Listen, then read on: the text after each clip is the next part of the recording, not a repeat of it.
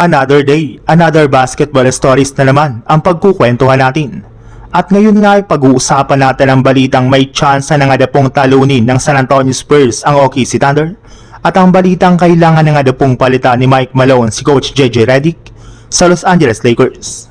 Nakabawi na nga po ang San Antonio Spurs mula sa kanilang pagkatalo noong nakarang araw laban sa New York Knicks matapos nga po nalang maipanalo ang kanilang last 3 games laban sa mga contender kagaya ng Philadelphia 76ers, Detroit Pistons at ang Los Angeles Clippers. Ito na nga po ang mismong rason bakit umangat na sa 46 wins at 17 losses ang kanilang record.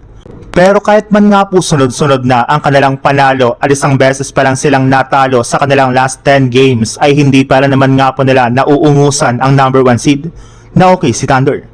Kaya isang malaking katanungan na nga po ngayon na sa ipinapakitang magagandang performance ng Spurs ay kakayanin na nga po nilang talunin ang ating defending champions na OKC Thunder sa isang 7-game series pagdating ng playoffs. Hindi para naman nga po natatalo ng Spurs ang kompleto at healthy na lineup ng OKC kaya may ilan pa rin nga pong nagdududa ngayon sa kanilang kakayahan. Pero ayon nga po sa ilang mga analyst, hanggat healthy nga po ang mga key players ng Spurs lalo na si Victor Wembanyama ay malaki nga po ang tsansa na sila mag-dethrone sa OKC Thunder. Sa ibang balita naman, magkakaroon na nga po ng pagkakataon ang Los Angeles Lakers na mabawian ang New York Knicks sa kanilang magiging rematch mamayang madaling araw. Since nga po hawak nila dito ang home court advantage ay magagamit nga po nila ito para lamang makuha ng maagang momentum sa kanilang magiging bakbakan.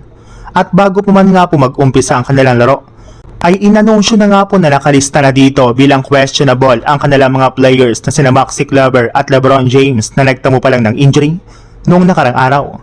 At yes, tama nga po ang inyong narinig, hindi na nga po kasali pa sa kanilang injury report ang kanilang starting center na si DeAndre Ayton matapos itong makarecover na mula sa natamo nitong injury. Pero sa kabila nga po niyan ay nananatili para naman nga pong dihado dito ang Lakers since hindi pa nga po sila nanalo ni isang beses sa isang malakas na contender. At kung sakali man nga po na matalo ulit dito ang Lakers, ay mukhang kailangan na nga po talagang tanggalin ng Lakers si Coach JJ Redick at kunin na lamang si Mike Malone bilang kapalit nito bilang head coach.